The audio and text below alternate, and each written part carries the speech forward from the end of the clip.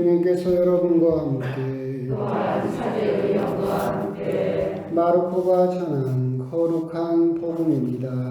주님 영광 받으소서. 그때 율법학자 한 사람이 예수님께 다가와 모든 계명 가운데서 첫째 가는 계명은 무엇입니까? 하고 물었다. 예수님께서 대답하셨다. 첫째는 이것이다. 이스라엘아 들어라. 주 우리 하느님은 한 분이신 주님이시다. 그러므로 너는 마음을 다하고 목숨을 다하고 정신을 다하고 힘을 다하여 주 너의 하느님을 사랑해야 한다. 둘째는 이것이다. 내 이웃을 너 자신처럼 사랑해야 한다. 이보다 더 큰 계명은 없다. 그러자 율법학자가 예수님께 말하였다. 훌륭하십니다, 스승님. 그분은 한 분뿐이시고 그 밖에 다른 이가 없다 하시니 과연 옳은 말씀이십니다.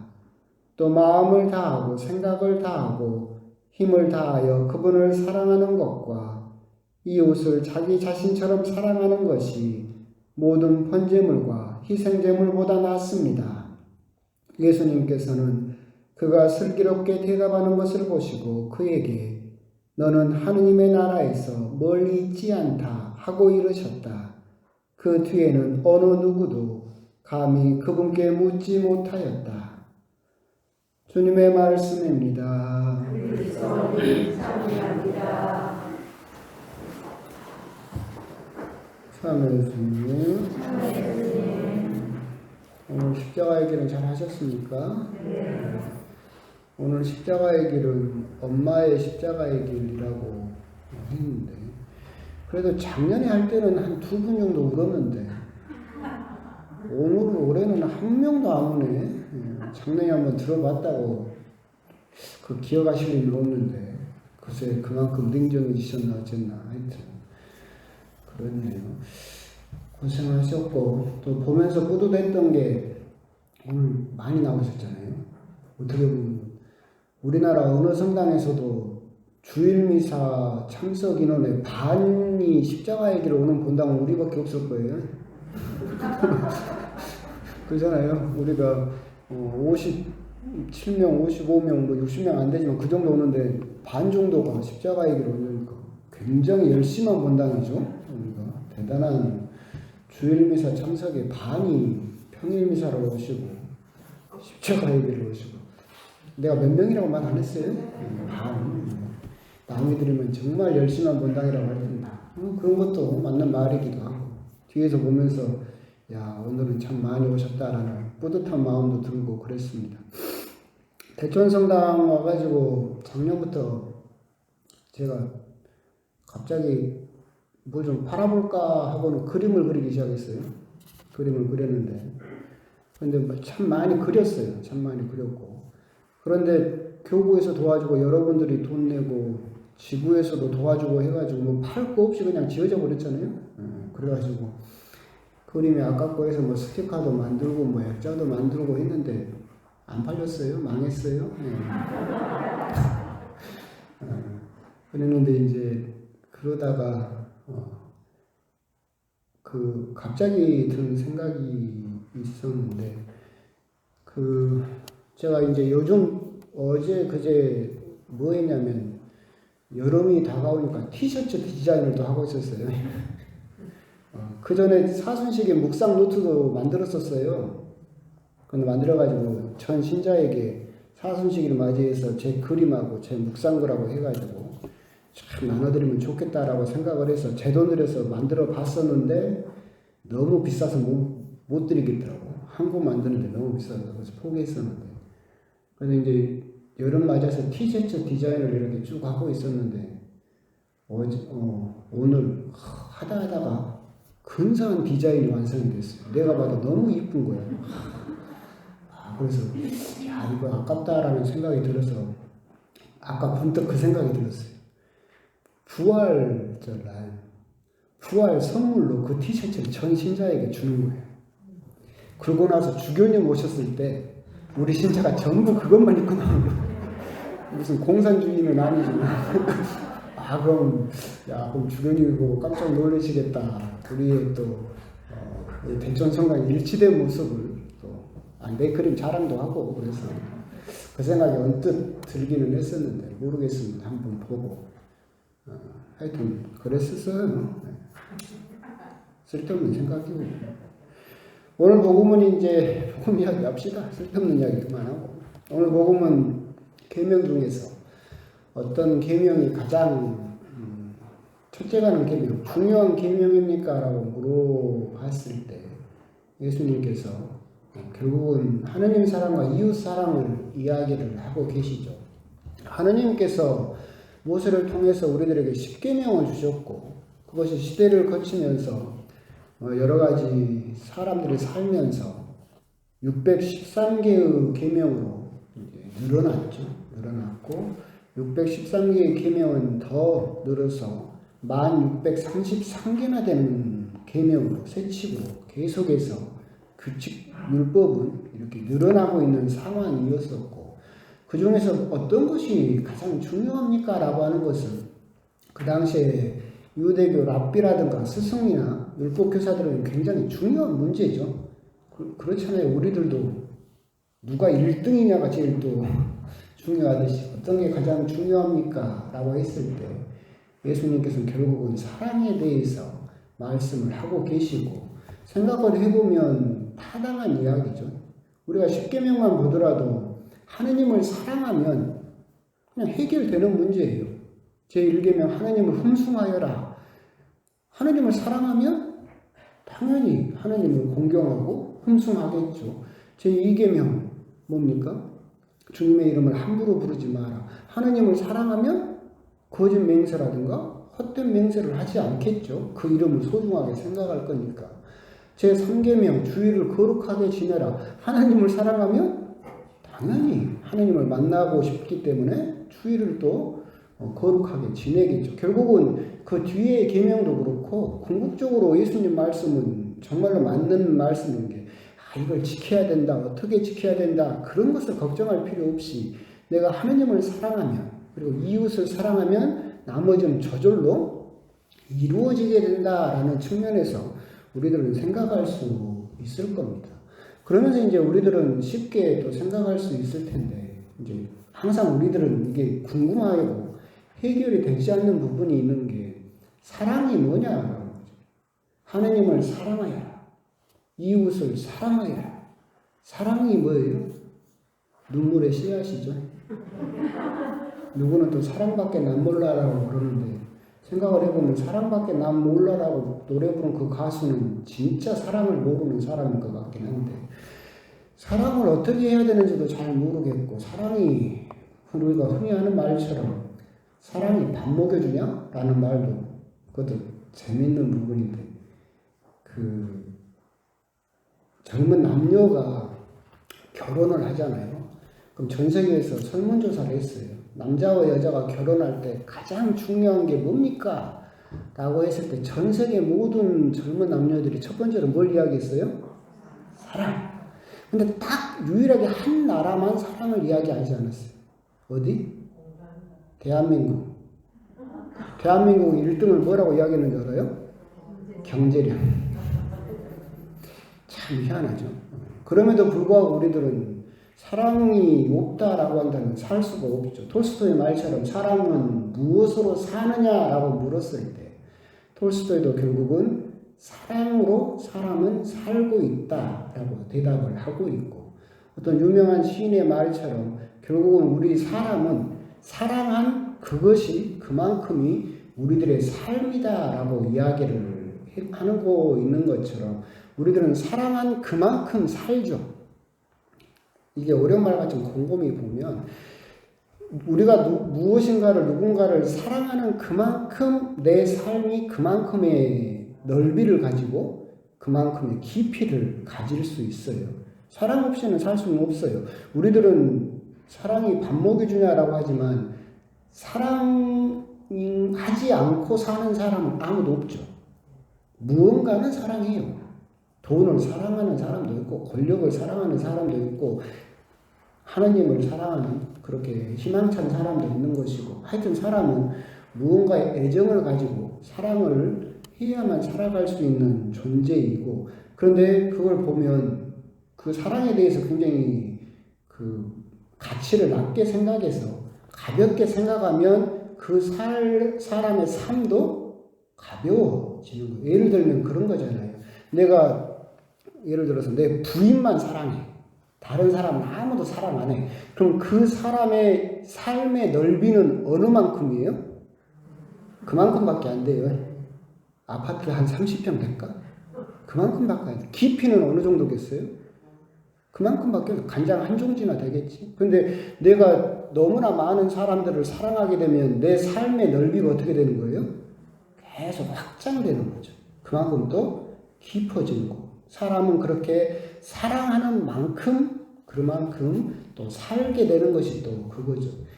쉽게 생각하면 또 그런 거예요. 그러니까 우리가 누군가를 사랑하게 되면 그만큼 내 삶이 확장되고 깊어져요.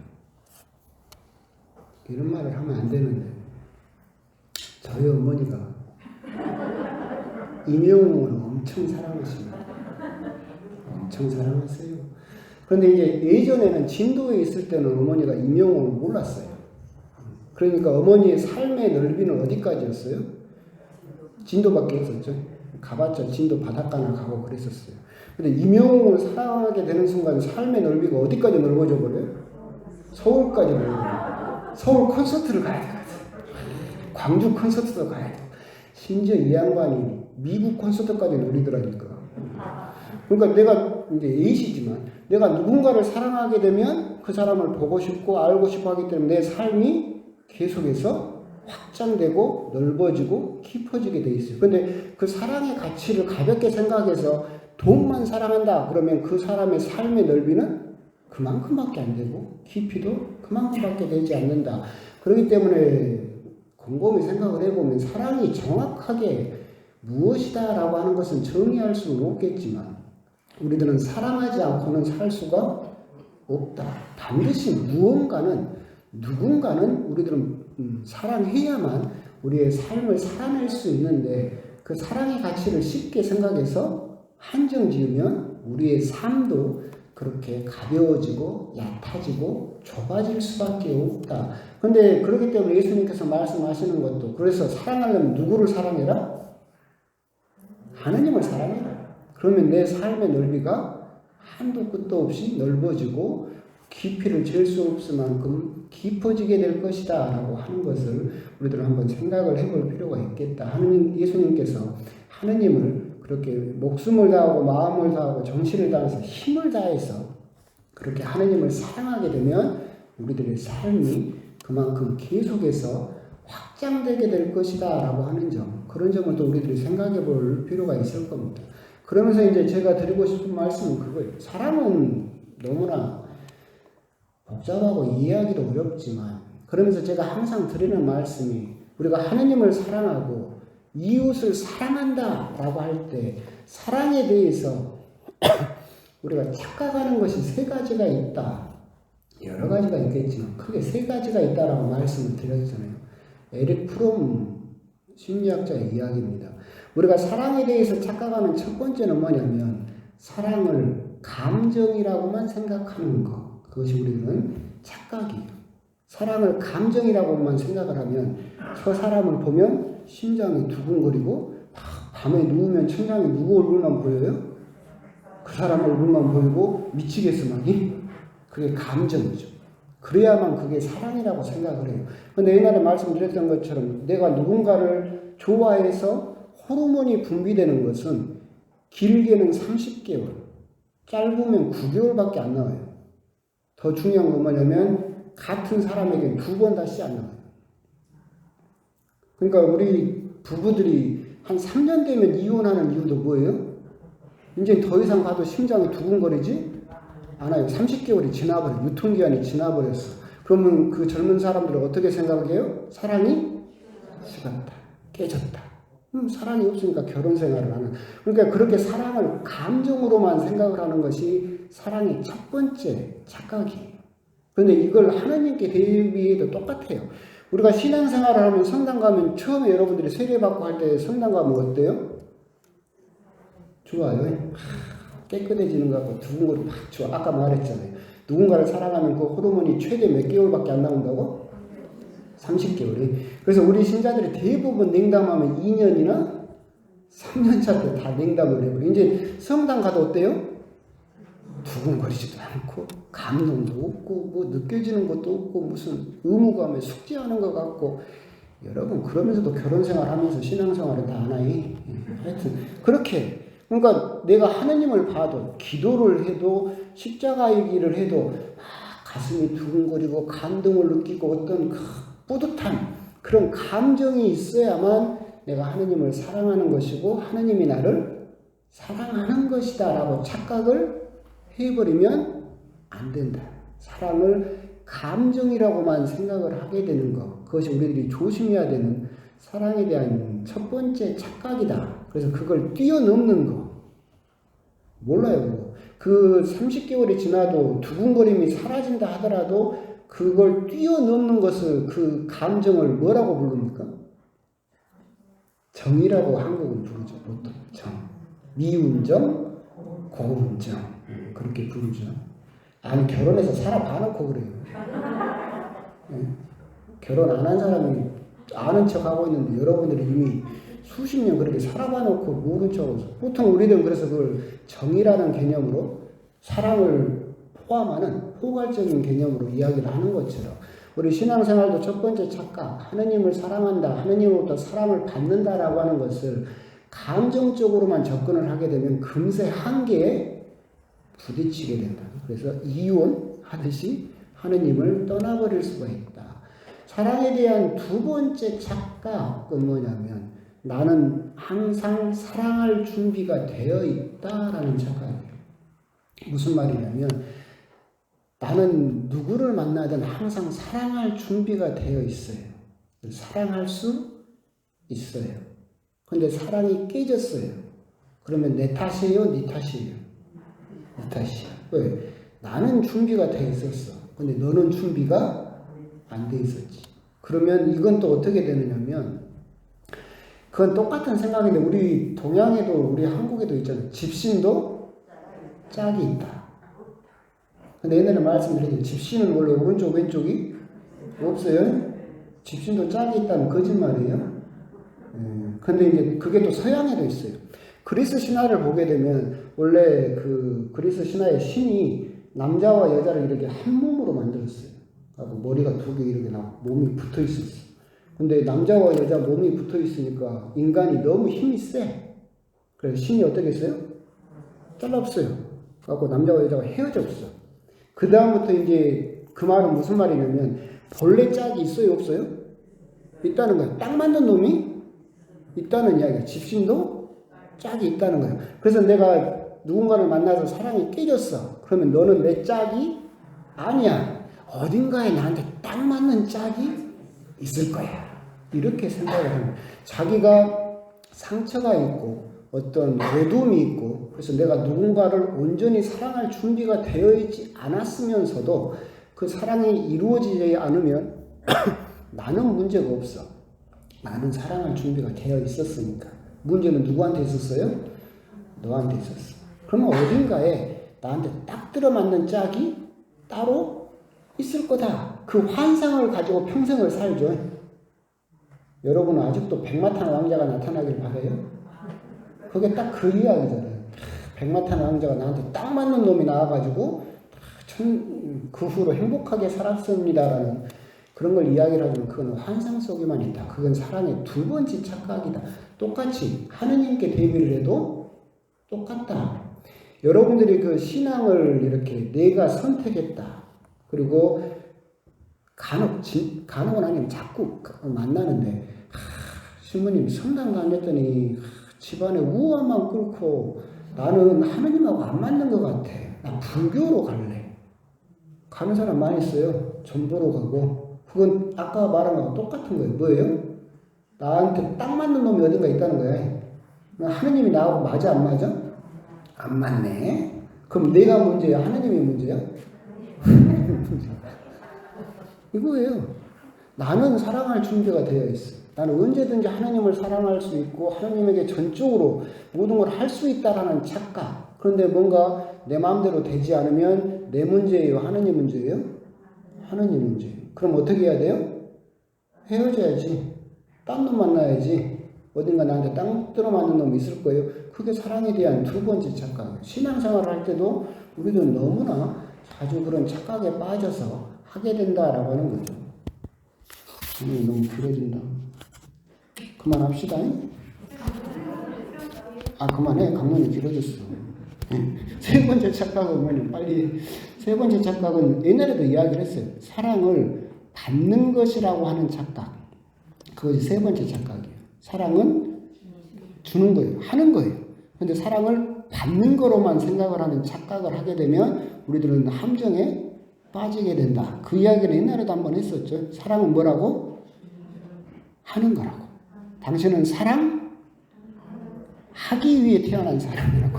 당신은 사랑받기 위해서 태어난 사람이 아니라 당신은 사랑하기 위해서 태어난 거예요. 오늘도 예수님께서 뭐라고 하셨어요? 하느님을 사랑해라.